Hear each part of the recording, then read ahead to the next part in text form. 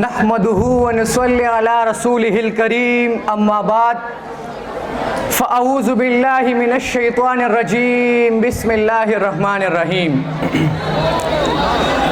تم نے سوارا گلوں کو، شگوفوں کو، خار کو، تم نے سوارا گلوں کو، شگوفوں کو، خار کو، تم نے حیات بخشی ہے فصل بہار کو۔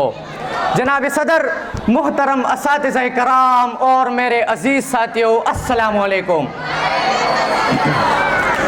آج مجھے اس پروقار تقریب میں جس موضوع پر لب کشائی کا موقع ملا ہے اس کا عنوان ہے استاد کا احترام۔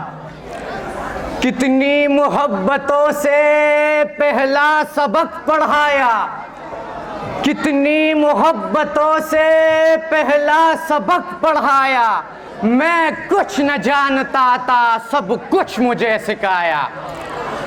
پہنچا دیا فلک تک استاد نے یہاں سے، پہنچا دیا فلک تک استاد نے یہاں سے، واقف نہ تھا ذرا بھی اتنی بڑے جہاں سے۔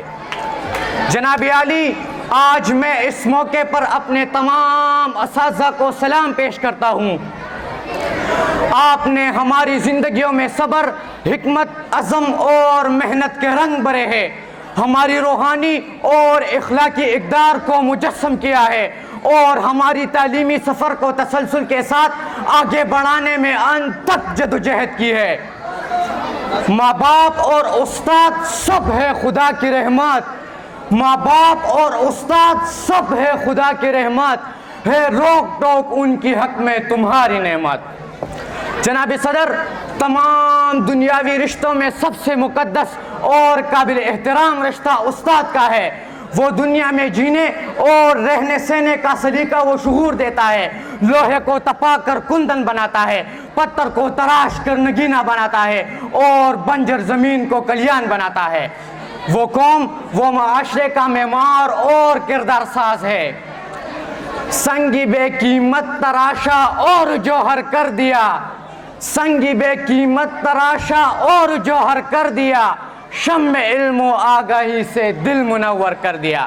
جناب صدر، اساتذہ نہ صرف تعلیم کے زیور سے آراستہ کرتے ہیں بلکہ ہمارے رہبر ہوتے ہیں، رہنما ہوتے ہیں، غمخوار ہوتے ہیں، روحانی والدین اور مہمان ہوتے ہیں۔ صدر علی وقار، آخر میں اپنی تقریر کا اختتام اس شعر پر کروں گا۔ دیکھا نہ کوہ کن کوئی فرہاد کے بغیر، دیکھا نہ کوہ کن کوئی فرہاد کے بغیر، آتا نہیں ہے فن کوئی استاد کے بغیر۔ والسلام۔